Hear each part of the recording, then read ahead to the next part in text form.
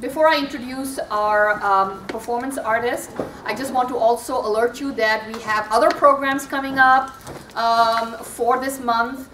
After spring break, our topic this year is feminisms on the global stage, and hence we are starting with the stage. And we are a part of the globe, and we're bringing you experiences from other parts of the world today, which I hope that you will enjoy and appreciate. And we have other programs that are of interest, will be of interest to you. So please, there are flyers in the back there on that table. So make sure you pick them up and really come out and support the programs. We go through a lot of work to put them together, and they're really for your benefit. And I also I think, Mackenzie, did you want to say a few quick words? Yes, I'm actually a part of the Vagina Monologues this year. We're really, really excited about it. We're actually having bake sales to get up our cost of production so that whenever we have the production, 100% of our proceeds can go to our charity, which is Safe Haven Shelter for Women and Children in Paterson, New Jersey. So if you have a second to go over to Life Hall today, it's right in the lobby. We're selling chocolate vagina pops and other goodies. So please support us because we're really happy to be on campus. And when is the performances? I should know. I'm in it. So the performances are April 5th and 6th. It's the first weekend in April.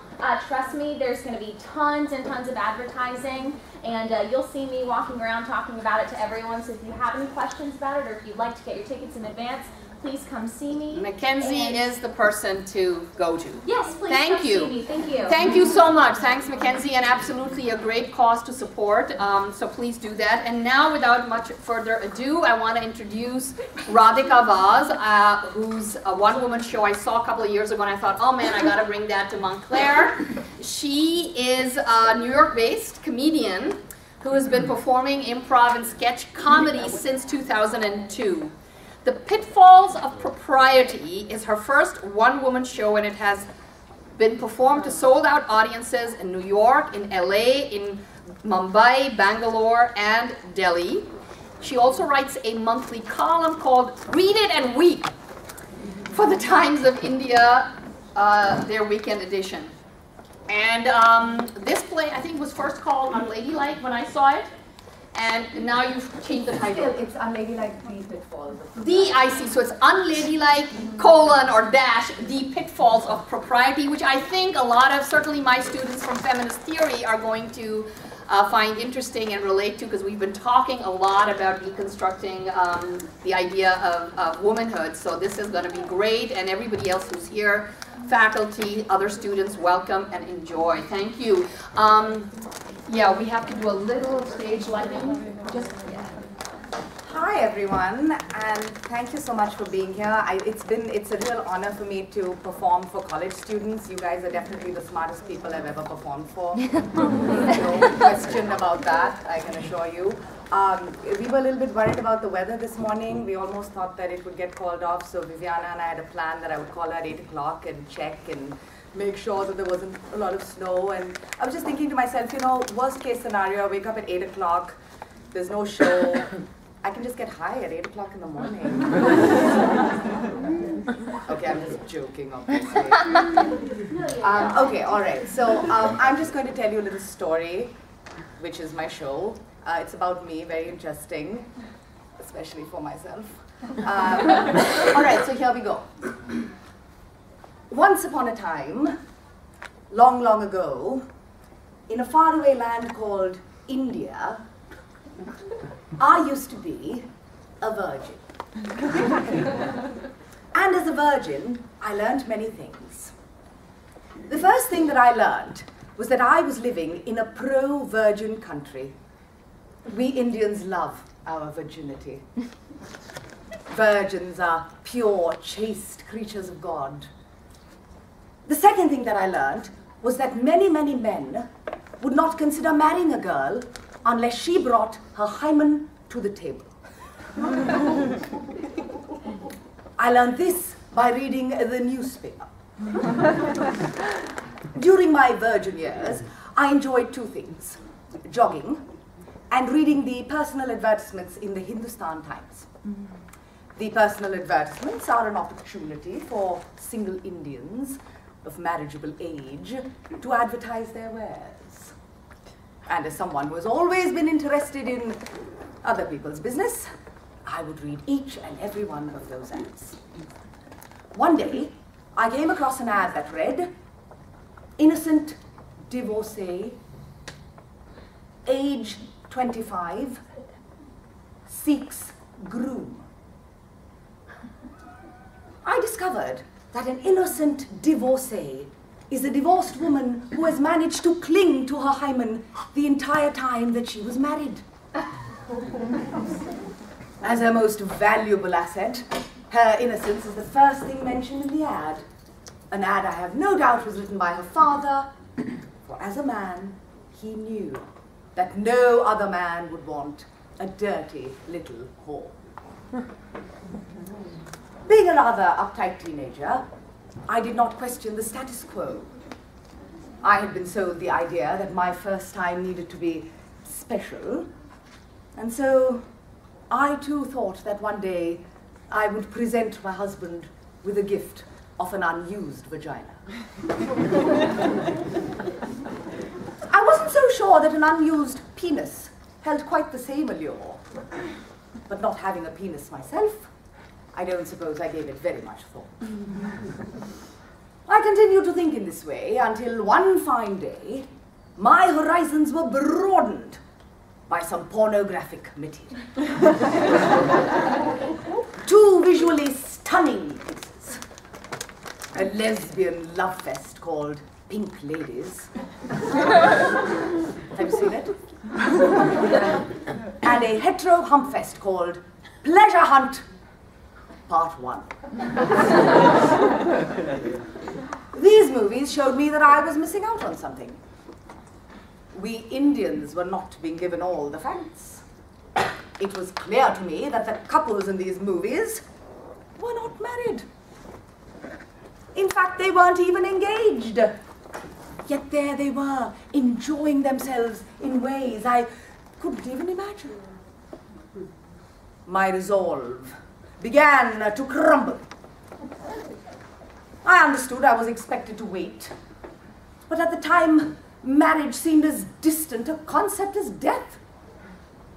And for the first time, I found myself questioning, how much longer was I to guard my precious punani? 2 years? 5 years? Eternity? With each passing day, I became more and more convinced that this entire virginity business was overrated rubbish. It wasn't even a particularly useful or visible body part, like a foot. If I lost my foot, everybody would notice, and I would not be able to wear Nike high tops. If I lost my virginity, nobody would notice, and I could continue to wear Nike high tops. My virginity brought nothing to the party. It sat there doing bugger all, yet losing it was going to be a very big deal. Like it was even something you could actually lose in the first place. Oh my God, oh, I think I've lost my virginity. How careless of me. It's the second time this week. By this time, I was well aware that I would not be holding out for a wedding ring. But I was a spineless little tick, and I needed the support of my peers. I needed for them to say it was okay, the way they had said it was okay for me to wear a mullet and acid-wash jeans. But in this country of virgin lovers, who was I to turn to? Who would stand by me? I was beginning to think that I might be saddled with my virginity for a very long time when I met a girl who changed my life. She was my first slut. She was the only girl I knew who had given her boyfriend a handjob, and as far as I was concerned, here was a woman of vast experience. And so I asked her, do you plan to wait until you are married? Absolutely not. I don't care if I'm married, so long as I love the guy. course, love. Love was the reason for everything. Love would conquer all. As Mahatma Gandhi himself said, cowards are incapable of expressing love. It is the prerogative of the brave. Of the brave. All I had to do was fall in love. And I could go right ahead and lose my virginity, for the noble act of love would make my first time special. And I was a fan of Madonna's music. So I knew that in the future, should I fall in love again, and again, and yet again, it was entirely possible for me to feel like a virgin, even if I wasn't one. As the years went by, I learned many more new and interesting things by watching movies like Pink Ladies and Pleasure Hunt Part 1. I even watched Pleasure Hunt Part 2, 3, 4, 5, and 6. Very informative. And while I do believe that I owe the porn industry a vast debt of gratitude, I do have one criticism. You see, it is thanks to the porn industry that there exists a ridiculous stereotype of what a woman must look like when she climaxes. The man has his orgasm face and sound.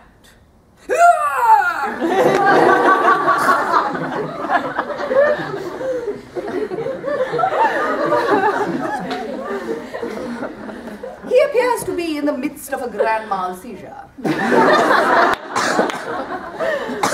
And apparently this is acceptable.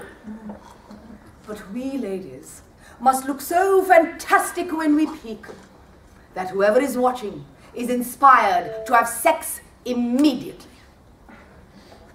Now, I have done a lot of masturbatory research. You are welcome, ladies. And I have come to the undeniable conclusion that it is impossible for me to look sexy and have an orgasm at the same time. For me to truly enjoy, truly savor every last vibration, as is my right, there are physical contortions and breathing patterns that must be strictly adhered to. It is a finely tuned process, and it isn't pretty. First, there are the sounds that I emanate. When I strum my harp, I must deprive my body of oxygen. Normal breathing will get me nowhere. For me to get the desired effect, I must take in a quick gulp of air, hold, and then just before passing out, release the breath, only to take in another quick gulp of air, and so on. I sound like an asthmatic hedgehog wheezing for dear life. I cannot speak or make any motivating noises, both of which are required when one is engaged in sexual congress with another human being. The very best I can do in these situations is hand signals.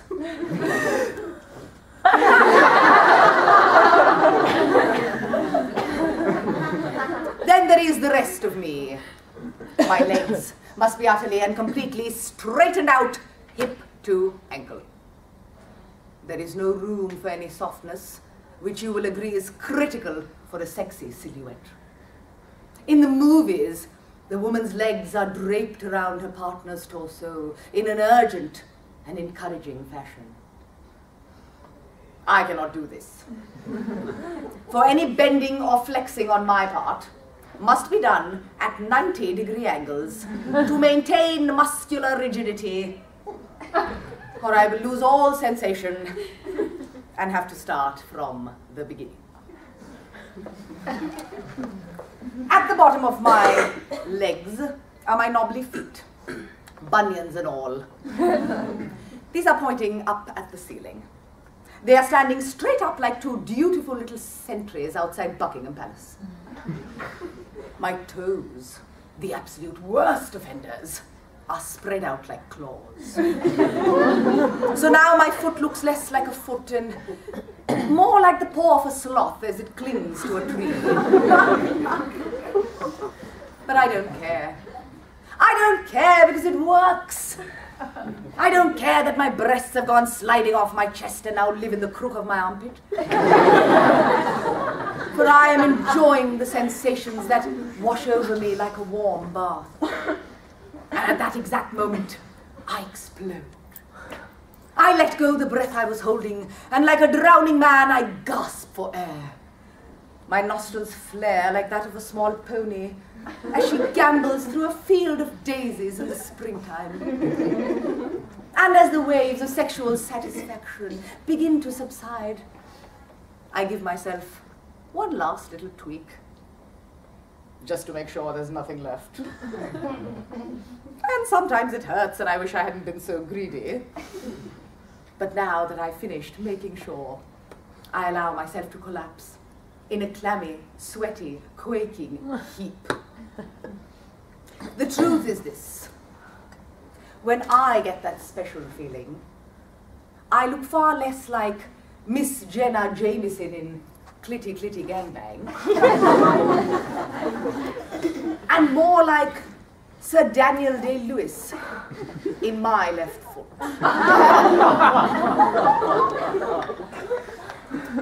But I suppose we all relate to porn differently, don't we? Take, for instance, my dear husband. One fine night, as I was in the midst of my avocado and mint facial, designed especially to keep Father Time at bay, my husband turned to me and cheerfully asked, "Do you want to watch some porn before we do it?"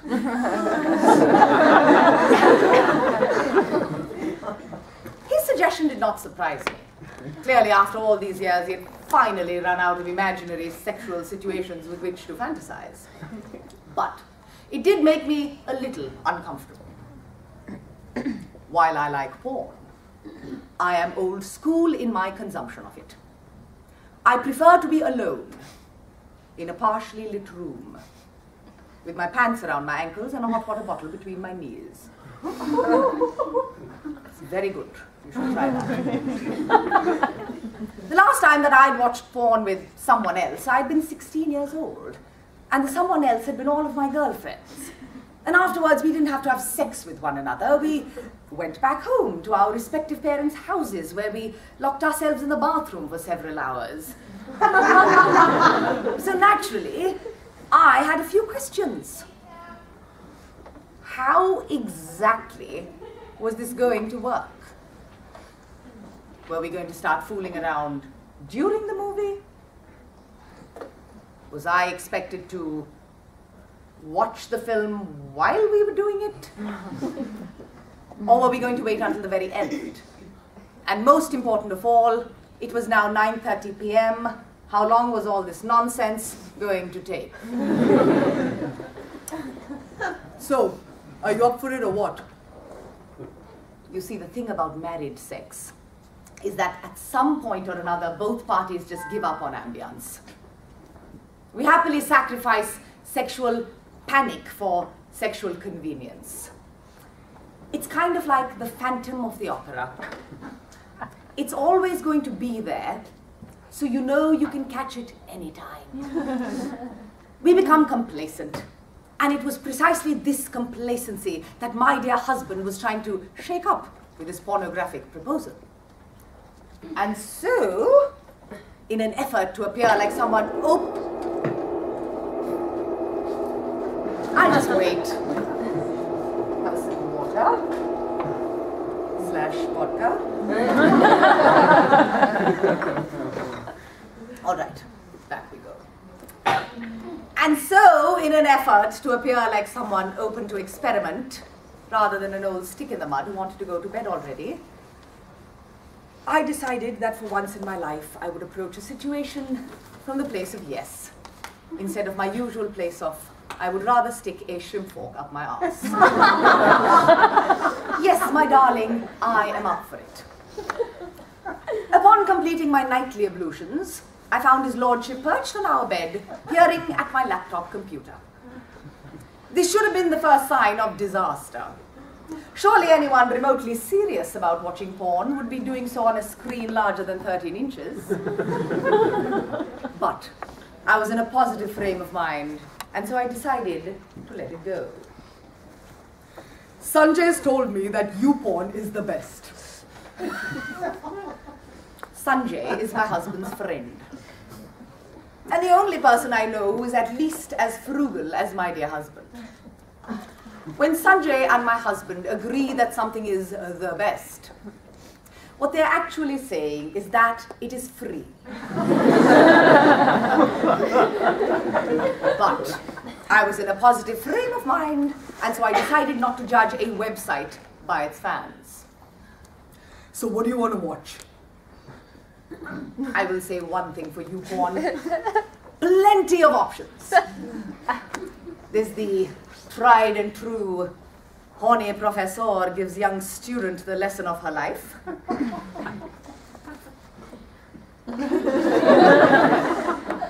Or for a twist on an old favorite, hot MILF seduces her son's girlfriend.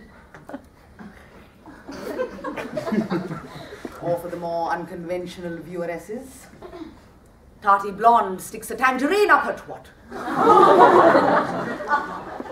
We skim past thumbnail image after thumbnail image, trying to find what would be best, and we finally settled on husband bangs wife and sister-in-law.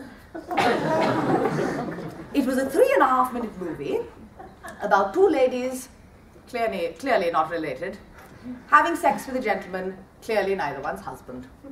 And it was over before it even began. This was all about as hot as watching my toenails grow, and so I grabbed the laptop and decided that I would lead the exploration myself. I prioritized my search based on length of clip, 10 minutes or more, with subject matter as a secondary concern. Big mistake. Apparently, YouPorn caters to an audience looking for a very quick fix. And while I was able to locate 2 clips that conformed to my search criteria, the titles were less than inspiring. The love and lust of a happily married couple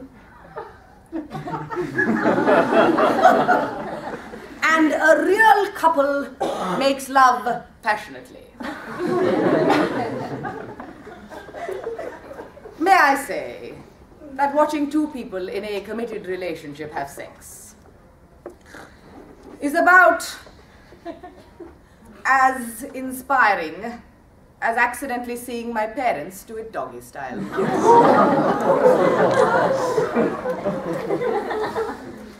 The search continued when we chanced upon middle-aged lady gets gangbanged in every orifice. 12 minutes and 47 seconds of it. Promising. What about that? I asked, hoping that my tone would convey intellectual interest rather than carnal curiosity. Gangbanging? Really? Yes. Really? I was a little offended by his tone. After all, I had sat through middle-aged man gets head from 3 college girls who are all 21 but don't look it. And he was being judgy? The bloody nerve. Unfortunately, middle-aged lady turned out to be a bit of a disappointment. The sound quality was abysmal, and hence I was unable to follow what appeared to be an already clunky plotline about a woman, 6 repairmen, a broken washing machine, and her constant and quite frankly grating request of, "Give me that big clock." There were no clocks.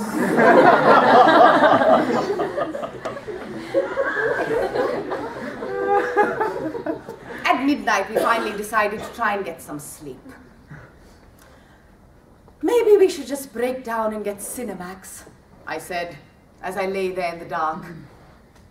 From next to me, I heard my husband gasp, incredulous at my innocent suggestion. Here lay a man who had moments ago happily watched complete strangers defile themselves 7 ways from Sunday. But the idea that we should spend money on something of quality? Unthinkable. And right there, we have the difference between men and women. Men are not willing to sacrifice to get what they want. Women, on the other hand, are willing to do anything and everything in pursuit of a goal. Especially when that goal involves having our samosas stuffed.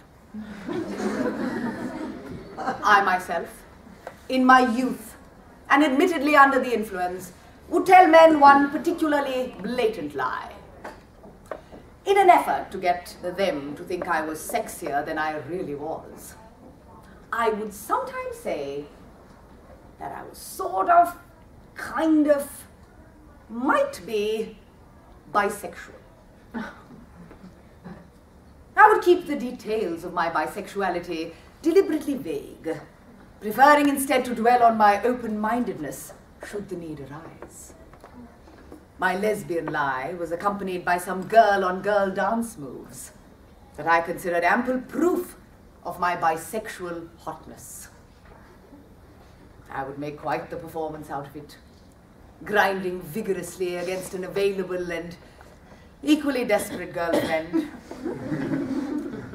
swaying to and fro to the music with my eyes closed, but not completely closed, for I would have to keep a lookout for any man who may have fallen for my act. And from time to time, my efforts paid off. It was once brought to my attention that a particular gentleman had referred to my dancing as a cheap imitation of Sharon Stone. This man is now my husband. Now, I'm aware that telling a lie is a very bad thing, but at least I had the decency to tell a harmless lie. Harmless, because it was highly unlikely I would be called upon to prove it, because it was equally unlikely that I would hook up with a man smooth enough to get 2 girls to go home with him. And because it is a harmless lie, any woman can use it with impunity. It is an equal opportunity lie. Try it. Test it out. She's going to try and use it tonight. And because any of us can use it, it is a level playing field. But there are some women out there telling harmful, hurtful lies. Lies that will get all of us in trouble. These girls are running about telling men that they enjoy giving blowjobs.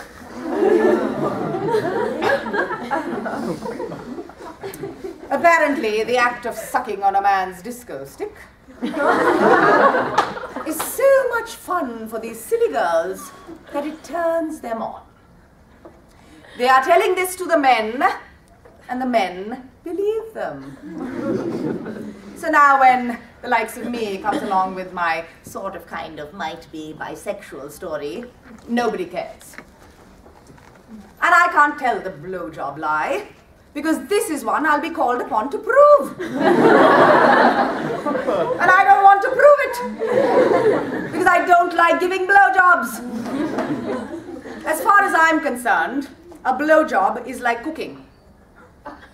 I have no natural flair for it, and on top of which, I am operating from a recipe that was handed down to me years ago by another girl who didn't know what the fuck she was doing.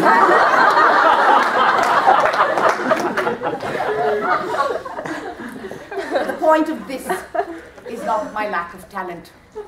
The point of this is that these girls must be stopped or we will all be giving blowjobs on an increasingly regular basis. And I do believe that we know we only provide them in two situations. The first is if you have forgotten to buy a birthday gift.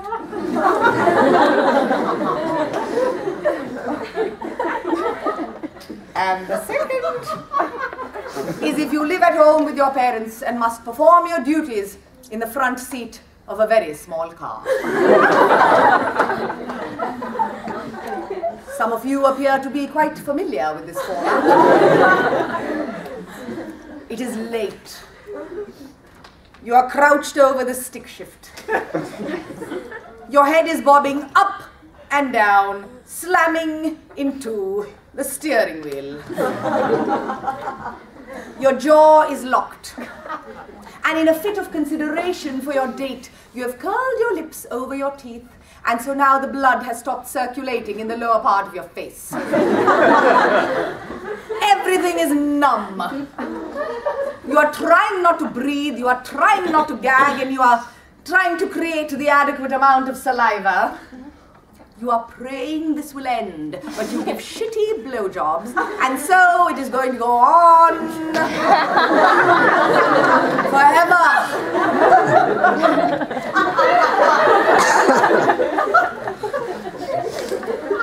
Can we all please just stick with a bisexual story?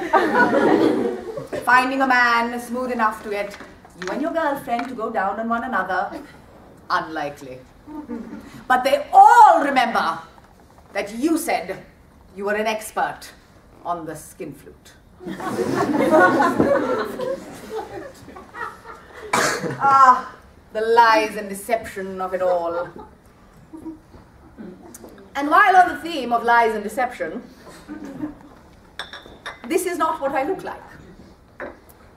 These are not my arms, these are not my legs, and this is not my face. I wish I could show you what I really look like, but I cannot. Because my natural state has been deemed unacceptable by society. Why? Because I am a lady with body hair. I am a hirsute Harriet. I am a hairy Mary. And if I were a man, this would be quite all right. This double standard was brought home to me when, as a child, I would observe my uncle Natwarlal. Here was a man completely bathed in fur. He had hair everywhere. Grasslands on his back, tufts of it spilling out over his shirt collars, tracts of it across his face. He even had hairy ears. In fact, the only place my uncle Natwarlal didn't have any hair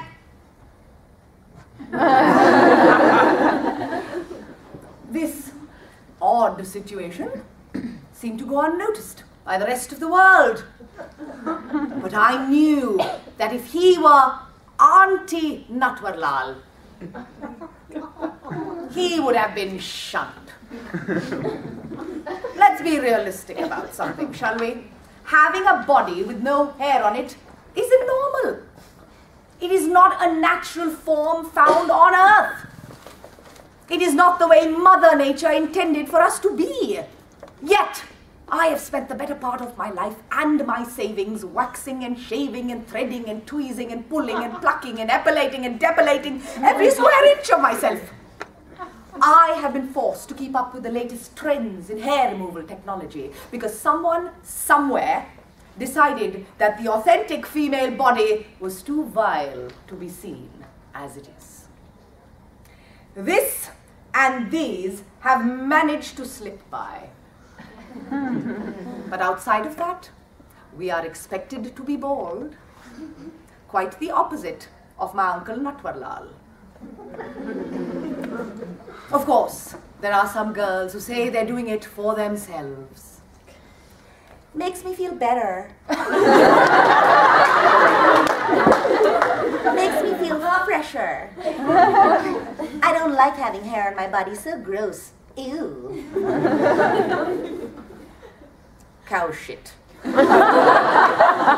We are not doing this to make ourselves feel fresher. We are doing this to get laid. Our mothers did it to get laid. We're doing it to get laid. And our daughters will do it to get laid.